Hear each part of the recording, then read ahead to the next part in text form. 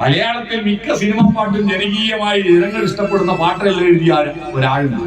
അയാളാണ് ഈ പാട്ട് എഴുതിയതും ആ പാട്ടിന്റെ രംഗത്തിൽ അഭിനയിച്ചതും. ആ പാട്ട് എഴുതിയത് വയലാറാണ്. വയലാർ അഭിനയിച്ച് പാട്ട് പാടുന്ന പാട്ട് നിങ്ങൾ കേട്ടിട്ടുണ്ടോ? ആ പാട്ട് നാദത്തെ കുറിച്ച് ബൈബിൾ വചനമാണ്. ആദിയിൽ വചനമുണ്ടായി, ആദിയിൽ വചനമുണ്ടായി, ആ വചനം രൂപമായി, ആദിയിൽ വചനമുണ്ടായി എന്ന പാട്ട് നാദമാണ് ആദ്യം ഉണ്ടായത്. ഭാരതത്തിൽ നോബൽ സമ്മാനം കിട്ടിയ കൃതി ഏതാണെന്നറിയാമോ? ആർക്കും അറിയാമോ? ആദ്യമായിട്ട് നോബൽ സമ്മാനം കിട്ടിയ കൃതി ഒന്ന് പറഞ്ഞാട്ടെ, ഒന്ന് പറയൂ. ഭാരതത്തിൽ ആദ്യമായിട്ട് നോബൽ സമ്മാനം കിട്ടിയ കൃതി കറക്റ്റ്, ഗീതാഞ്ജലി. ഏറ്റവും ഒടുവിൽ കിട്ടിയ കൃതി ഏതാണെന്നറിയാമോ? ഭാരതത്തിൽ ഏറ്റവും ലാസ്റ്റ് നോബൽ സമ്മാനം കിട്ടിയ കൃതി ഏതാണെന്നറിയാമോ? ഏതാ? അത് തന്നെ, ഗീതാഞ്ജലി തന്നെ. വേറെ കിട്ടിയില്ല, ഒന്നേ കിട്ടിയിട്ടുള്ളൂ. രാമായണവും മഹാഭാരതവും ഒക്കെ എഴുതിയ നാട്ടിൽ എന്തേ ഒന്ന് കിട്ടാത്ത? അതിന്റെ കാര്യം എന്താ നമുക്ക് അന്വേഷിക്കായിപ്പോ ഞാൻ പറയാം. ഈ ഗീതാഞ്ജലിക്ക് നോബൽ സമ്മാനം കിട്ടാൻ കാരണം എന്താണെന്നറിയോ? നാദത്തെ പ്രകാശവുമായി കണക്ട് ചെയ്തുകൊണ്ട് മനുഷ്യലോകത്തിന് അവതരിപ്പിച്ചു കൊടുത്തതാണ്. നാദവും പ്രകാശവും തമ്മിൽ കണക്ട് ചെയ്തത് ഗീതാഞ്ജലിയിലാണ്. ആ ഗീതാഞ്ജലിയിൽ ഒരു ഗീതകവി ഇങ്ങനെ പറയുന്നു: ഹേ മഹാപ്രഭു, അങ്ങയുടെ സംഗീതമാണ് ഈ പ്രപഞ്ചം. ആ സംഗീതത്തിൽ ഒരു കണ്ണി മാത്രമാണ് ഞാൻ, പക്ഷെ അതുപോലെ പാടാൻ എന്നെ കൊണ്ട് കഴിയില്ല. ആ സംഗീതത്തെ കുറിച്ച് പറയാനും എനിക്ക് കഴിയില്ല. ഞാനിതിനെ കുറിച്ച് പറയാനും പാടാനും ശ്രമിച്ച് പരാജയപ്പെട്ട് കരയുകയാണ്. ഹേ മഹാപ്രഭു, ഇതാണ് ഒരു ഗീതകം. അതിങ്ങനെയാണ് ടാഗോർ ജി ശങ്കർ കുറുപ്പ് അത് മലയാളത്തിലേക്ക് വിവർത്തനം ചെയ്തത് ഇങ്ങനെയാണ്: ഞാനറിവീല ഭവാന്റെ മോഹനഗാനാലാപന ശൈലീ, നിവൃതം ഞാനതു കേൾപ്പൂ സതതം നിതാന്ത വിസ്മയശാലീ. ഉദയഗാന പ്രകാശകലയാൽ ഉജ്ജ്വല ശോഭം ഭുവനം അലതല്ലിടുകയാണധിഗഗനം വായുവിലീശ്വരചലനം. അലിയിക്കുന്നോ ശിലകളെ ഈശ്വരഗംഗാസരഭസഗമനം. പാടണമെന്നുണ്ടീ രാഗത്തിൽ പാടാൻ സ്വരമില്ലല്ലോ, പറയണമെന്നുണ്ടെന്നാൽ അതിനൊരു പദം വരുന്നീലല്ലോ. പ്രാണനുറക്കെ കേടിയിടുന്നു പ്രഭോ പരാജിത നിലയിൽ, നിബദ്ധനിഹ ഞാൻ നിൻഗാനത്തിൻ നിരന്തമാകിയ വലയിൽ. അതുപോലെ പാടാൻ കഴിയുന്നില്ല, അതിനെപ്പറ്റി പറയാൻ കഴിയുന്നില്ലെങ്കിലും ഞാൻ ആശ്വസിക്കുന്നു, നിന്റെ ആ പാട്ടിന്റെ ഒരു കണ്ണിയാണല്ലോ ഞാനും. ഉദിച്ചു വരുന്ന ഗാനപ്രകാശം, ഗാനം സംഗീതവും നാദവും ചെവിയും കണ്ണും കണക്ട് ചെയ്യുന്നു. നാദവും പ്രകാശവും കണക്ട് ചെയ്ത ആ കാവ്യമാണ് ഗീതാഞ്ജലി. ആ ഗീതാഞ്ജലിയിൽ പ്രകാശത്തെ പറ്റി പറയുന്നു, നാദത്തെ പറ്റി പറയുന്നു. നമ്മൾ നാദവും പ്രകാശവും കേൾക്കുന്നുണ്ടോ? ഒച്ച അല്ല, നാദം. മനുഷ്യൻ എപ്പോഴാ മനുഷ്യനായത്? ഒച്ചയിൽ നിന്ന് നാദത്തിലേക്ക് മാറിയപ്പോ. ഒച്ചയെന്താ? ഏഹേ ഓഹോ, അട്ടഹാസം. അട്ടഹാസം ആരുടേതാ? കാട്ടാളന്റെ ഒച്ചയാണ്. കാട്ടാളൻ എന്താ സംസ്കൃതത്തിൽ പറയാ? നിഷാദൻ. കാരണം എന്താ? മാനിഷാദ. രാമായണത്തിലെ ആദ്യത്തെ വരി മാനിഷാദ, അരുത് കാട്ടാള. നിഷാദൻ കാട്ടാളനാണ്. നിഷാദം എന്താ? കാട്ടാളന്റെ ഒച്ച. സപ്തസ്വരങ്ങളിൽ നിഷാദം എന്ന് പറഞ്ഞൊരു ഒച്ചയുണ്ട്.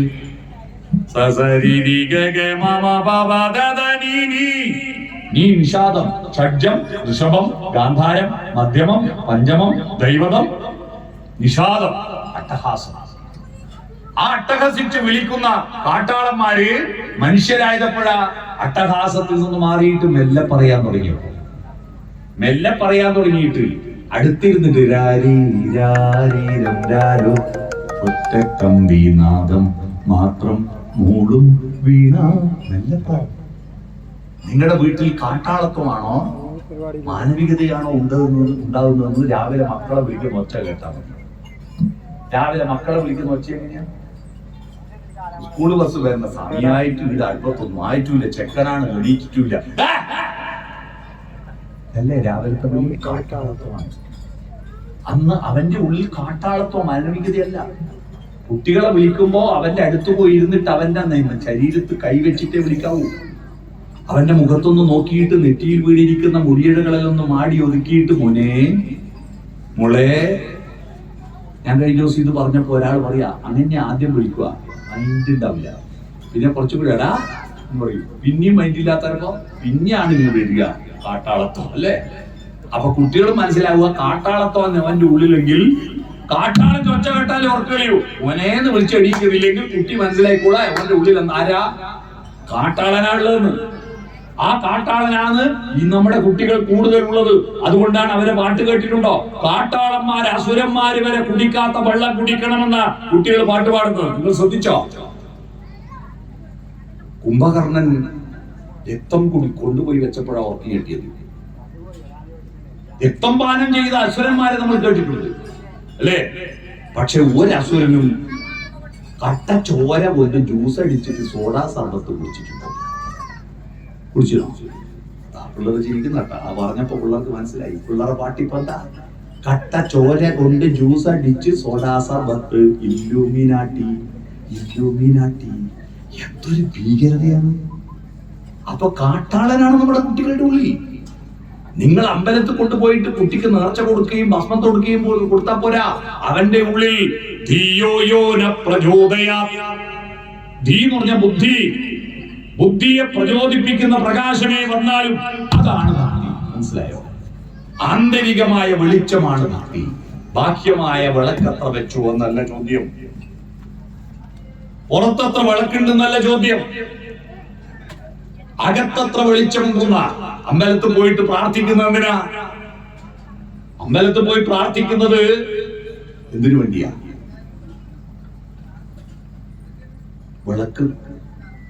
വിളക്ക് തെളിച്ചു വെച്ചിരിക്കുന്ന ശ്രീകോവിലിന്റെ നട തുറക്കുന്നവരെ കാത്തു നിൽക്കുന്നില്ലേ?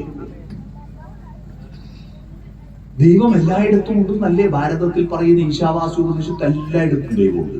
പിന്നെ ഈ നട തുറക്കുന്നില്ലേ ദൈവം നമ്മളെ കാണില്ല? എന്തിനു പിന്നെ നട തുറക്കാൻ കാത്തത്? നമ്മൾ പുറത്തുനിന്ന് പ്രാർത്ഥിച്ച ദൈവം അറിയൂലേ? ദൈവം കാണാനല്ല, നട തുറക്കാൻ കാത്തു നിൽക്കുന്നത് ആ ശ്രീകോവിലിൽ കത്തിച്ചിരിക്കുന്ന വെളിച്ചത്തെ ഹൃദയത്തിലേക്ക് ഏറ്റുവാങ്ങാനാ. ആ ഏറ്റുവാങ്ങുമ്പോൾ നമ്മുടെ കൈയുടെ ചലനം നോക്കൂ. തൊഴുന്ന പ്രക്രിയയില്ലേ? ഈ പ്രക്രിയ നമ്മുടെ കയ്യിലെ ഏത് വിരലിനാ ഇമ്പോർട്ടൻസ്, പ്രാധാന്യം? ഏതാ ഏറ്റവും പ്രധാനപ്പെട്ട വിരലേതാ? തള്ള വിരലല്ലേ? തള്ള അമ്മയാണ്. ഇത് പഞ്ചായത്ത് പ്രസിഡന്റാ, ബാക്കി 4 മെമ്പർമാരാ. ഈ തള്ളയെ ദൈവമല്ലേ പ്രധാനം? അപ്പൊ ഇങ്ങനെയല്ലേ തൊഴണ്ടേ? തള്ളയെ അങ്ങോട്ട് ചൂണ്ടണ്ടേ? നമസ്തേ എന്നല്ലേ നമ്മള് പറയുന്നത്? നമസ്തേ നമസ്തേ. എന്നാ നമസ്തേ എന്ന് പറഞ്ഞാൽ ഞാനല്ല നീയാ വലുതെന്നല്ലേ? ഞാൻ എന്ന് പറഞ്ഞാൽ അല്ല എന്നാ. നോ. മാ എന്ന് പറഞ്ഞാൽ മീ, ഞാൻ. നമ എന്ന് പറഞ്ഞാൽ ഞാനല്ല. പിന്നെ ആരാ? തേ, നീ. തേ എന്ന് പറഞ്ഞാൽ യു. നമസ്തേ എന്ന് പറഞ്ഞാൽ നോട്ട് മീ ബട്ട് യു. നിങ്ങൾ വീട്ടിൽ ഏത് NSSന്റെ കുട്ടികളുണ്ടോ?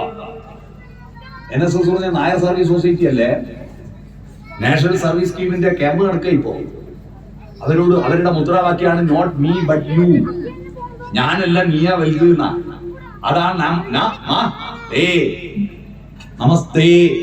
എന്നേക്കാൾ നീയാ വലുത്. അപ്പൊ ദൈവമല്ലേ വലുത്? അപ്പൊ വിരൽ ഇങ്ങനെയല്ലേ തൊഴണ്ടേ? പിന്നെ ഇങ്ങനെ തൊഴുന്നേ? ആ വിരലെന്തിനെ ഇങ്ങോട്ട് ചൂണ്ടുന്നേ? അവിടെയാണ് അമ്പലത്തിൽ കത്തിച്ചു വെച്ചിരിക്കുന്ന പ്രകാശത്തെ ഏറ്റുവാങ്ങിയിട്ട് ഹൃദയത്തിലേക്ക് ആവാഹിക്കുന്ന പ്രക്രിയയാണ് തൊഴല്. എന്റെ ഉള്ളിൽ, കാരണം ഞാൻ ശരീരം മൃഗത്തിന്റെ ശരീരമാണല്ലോ. നമ്മുടെ ശരീരം മൃഗത്തിന്റെ തന്നെയല്ലേ? മൃഗത്തിന്റെ എല്ലാ ഘടനയും നമുക്കുണ്ട്. മൃഗത്തിന് 2 കണ്ണ്, നമുക്കും 2 കണ്ണ്. മൃഗത്തിന്റെ കണ്ണിന്റെ കൃഷ്ണമണി കത്തിട്ട് നമ്മുടെ കണ്ണിന്റെ കൃഷ്ണമണി കത്തിട്ട്. മൃഗത്തിന്റെ ചോരയുടെ നിറം ചുവപ്പ്, നമ്മുടെ ചോരയുടെ നിറം. മൃഗത്തിന്റെ അസ്ഥിയുടെ നിറം വെളുപ്പ്, നമ്മുടെ അസ്ഥിയുടെ നിറം വെളുപ്പ്. മൃഗങ്ങൾക്ക് മൂക്കിന് 2 ഓട്ടയാണ്, നമുക്ക് മൂക്കിന് 2 ഓട്ടയാണ്. മൃഗങ്ങൾ ശ്വസിക്കുന്ന ഓക്സിജനാണ്, നമ്മൾ ശ്വസിക്കുന്ന ഓക്സിജനാണ്. മൃഗങ്ങൾ പുറത്തേക്ക് വിടുന്ന കാർബൺ ഡൈ ഓക്സൈഡ് ആണ്, നമ്മൾ പുറത്തു വിടുന്ന കാർബൺ ഡൈ ഓക്സൈഡ് ആണ്. മൃഗങ്ങൾ ഭക്ഷണം കഴിക്കുന്ന വായുവിലൂടെയാണ്, നമ്മൾ ഭക്ഷണം കഴിക്കുന്ന വായുവിലൂടെയാണ്. അപ്പൊ ശരീരം മൃഗ ഈ മാംസമാണ്. ഈ മാംസത്തിൽ മൃഗചോദന, മൃഗതൃഷ്ണയുണ്ടാകും, കാമക്രോധ ലോപമോഹങ്ങൾ ഉണ്ടാവും. അപ്പൊ ഉള്ളിൽ ഇരുട്ട് കയറും. ആ ഇരുട്ടിനെ കളഞ്ഞിട്ട് വെളിച്ചത്തെ നിറക്കണം. ആ ഇരുട്ടിനെ പ്രവേശിക്കുന്നത് തടയുന്നവൻ 41 ദിവസം ഇരുട്ട് നമ്മുടെ ഉള്ളിൽ പ്രവേശിക്കുന്നത് തടയുന്നവനെ വിളിക്കുന്ന വാക്കറിയാമോ? അറിയാമോ? ഗും രുഗ്യതേ ഇതി. ഗുരു, ഗുരുസ്വാമിയുടെ അർത്ഥം മനസ്സിലായ? ഗുരുസ്വാമി എന്ന് പറഞ്ഞാൽ ഗും, ഇരുട്ട് ഉള്ളിലേക്ക് പ്രവേശിക്കുന്നത് തടയുന്നവൻ ഗുരു. പിടികിട്ടിയോ? അതാ ഗുരുസ്വാമി. ഇരുട്ട് പ്രവേശിക്കുന്നത് തടയുന്നവൻ ഗുരുസ്വാമിയാണ്. ആ ഇരുട്ടിൽ വെളിച്ചം നിറക്കണം. ആ അമ്പലത്തിലെ വെളിച്ചം ഏറ്റുവാങ്ങിയ ഹൃദയത്തിൽ മാത്രം പോരാ, വികാരങ്ങളിൽ മാത്രം പോരാ വെളിച്ചം, ചിന്തയിലും വേണം വെളിച്ചം. ആ ചിന്തയിൽ വെളിച്ചം നിറക്കാൻ എന്ത് വേണം? തൊഴുത് കഴിഞ്ഞാൽ അടുത്ത പരിപാടി എന്താ? ഇവിടുന്ന് ഒരു കണക്ഷൻ ഇങ്ങോട്ട് കൊടുക്കുന്നുണ്ട്. വെളിച്ചത്തിന്റെ ഒരു കണക്ഷൻ, എക്സ്റ്റൻഷൻ ഇങ്ങോട്ട്. തൊഴുത അടുത്ത പരിപാടി മേലെ കാവിലും താഴെ കാവിലും ഇവിടെയാണ് വെളിച്ചം നിറക്കേണ്ടത്. ഈ വെളിച്ചത്തെ അങ്ങോട്ടും, വികാരങ്ങളിൽ നിന്ന് ചിന്തയിലേക്കും ചിന്തയിൽ നിന്ന് വികാരങ്ങളിലേക്കും പരസ്പരം സഞ്ചരിക്കുന്ന വെളിച്ചം, ഇവിടെയാണ് വെളിച്ചം നിറക്കേണ്ടത്. അതാ ഞാൻ ആദ്യം പാടിയത്, ചിന്തയാം മണിമന്ദിരത്തിൽ വിളങ്ങും ഈശനെ വാഴ്ത്തു. അത് കഴിഞ്ഞിട്ട് പ്രസാദമാകുന്നു. ആ പ്രസാദം നെറ്റിയിൽ തൊടുന്നതിന് മുമ്പ് അതിലെന്താ ചേർക്കുന്നത്? പ്രസാദത്തിൽ എന്താ ചേർക്കുക? തീർത്ഥക്കുളത്തിലെ മണിക്കിണറിലെ വെള്ളം ചേർക്കും അല്ലേ? എന്നിട്ട് ചാലിച്ചിട്ടാണ് നെറ്റിയിൽ തൊടുക. പക്ഷെ അതിൽ ചേർക്കേണ്ട ഒരു സാധനമുണ്ട്. നിങ്ങൾ എല്ലാവരും കേട്ടിട്ടുണ്ട്, പക്ഷെ കേട്ടിട്ടുണ്ട്, ശ്രദ്ധിച്ചിട്ടില്ല. ശ്രദ്ധിച്ചോ? ശബരിമലയിൽ തങ്ക സൂര്യോദയം, ഈ സംക്രമ പുലരിയിൽ അഭിഷേകം, ഭക്തകോടി തേടിയെത്തും സന്നിധാനത്തിൽ വന്നെത്തുമെന്റെ ഹൃദയവും ഉടുക്കും കൊട്ടി എന്ന പാട്ട് കേട്ടില്ലേ? ആ പാട്ടിന്റെ അടുത്ത വരി എന്താ? നെഞ്ചിലെ വെളിച്ചത്തിൻ കതിരെടുത്ത് അതിൽ നിൻ പ്രസാദം ചാലിച്ച് നെറ്റിയിലിട്ട് വെളുത്ത ഭസ്മത്തിനാൽ അഭിഷേകം, ശുദ്ധ കളഭചന്ദനങ്ങളാൽ അഭിഷേകം, ഈരേഴുലകിനും അധിപതിയാമൻ അയ്യപ്പ, എന്നിൽ കാരുണ്യാമൃത തീർത്ഥം ചൊരിയണം അയ്യപ്പ, അയ്യപ്പ ശരണമയ്യപ്പ, അയ്യപ്പ ശരണമയ്യപ്പ, ശബരിമലയിൽ തങ്ക സൂര്യോദയം. ഈ പാട്ടിൽ കൃത്യമായി പറയുന്നുണ്ട്, നെഞ്ചിലെ വെളിച്ചത്തിന്റെ കതിരെടുത്തിട്ട് പ്രസാദത്തിൽ ചാലിച്ച് നെറ്റിയിൽ തൊട്ടാൽ, ഇതിന്റെ അർത്ഥം എന്താ? പ്രസാദം നെറ്റിയിൽ തൊട്ടാൽ എന്റെ ചിന്തകളിൽ, എന്റെ മനസ്സിൽ വെളിച്ചമാണ് എന്ന് പറഞ്ഞാൽ, പ്രസാദം നെറ്റിയിൽ തൊട്ടിട്ട് തോന്നിയാസം ചിന്തിക്കരുത്. മനസ്സിലായോ? തോന്നിയാസം ചിന്തിക്കരുത്, ഒരു ചിന്തയുണ്ടാവരുത്. ഇനി അഥവാ എന്തെങ്കിലും വൃത്തികെട്ട ചിന്ത വരുന്നത് മായച്ചത്, അതിലൊരു ചൊല്ലുണ്ട്, തൊട്ട കൂടി മായ്ക്കരുത്. അപ്പോ ദുഷ്ടചിന്തകൾ ഉണ്ടാവരുത് എന്നർത്ഥം. ഹൃദയത്തിൽ തൊട്ടാൽ ഇവിടെ തൊടുമല്ലോ അടുത്തത്. എന്താ ഇവിടെ? എന്റെ വികാരങ്ങളിൽ ദുഷ്ടതയുണ്ടാവരുത്, വൃത്തികേടുണ്ടാവരുത്. അമ്പലത്തിൽ വരിക, പ്രസാദം വാങ്ങുക, നെറ്റി തൊടുക, എന്നിട്ട് ഹൃദയത്തിൽ തൊടുക, എന്നിട്ടോ ശങ്കരധ്യാന പ്രകാരം ജപിച്ചു ഞാൻ അമ്പലം ചുറ്റുന്ന നേരം, കയ്യിൽ പ്രസാദവുമായി. ഇതൊരു ഗാനമേള, അമ്പലത്തിൽ നിന്ന് ഭക്തി ഗാനമേള പാടിയതാട്ടോ. കയ്യിൽ പ്രസാദവുമായി സുന്ദരീ നിന്നെ ഞാൻ കണ്ടു. പ്രേമഗാനായത്. പക്ഷെ ആളെ പറ്റിക്കാൻ ശങ്കരധ്യാനം ആദ്യം കൊടുത്തു. ആള് വിചാരിച്ചു ഇത് ഭക്തി ഗാനാണ്.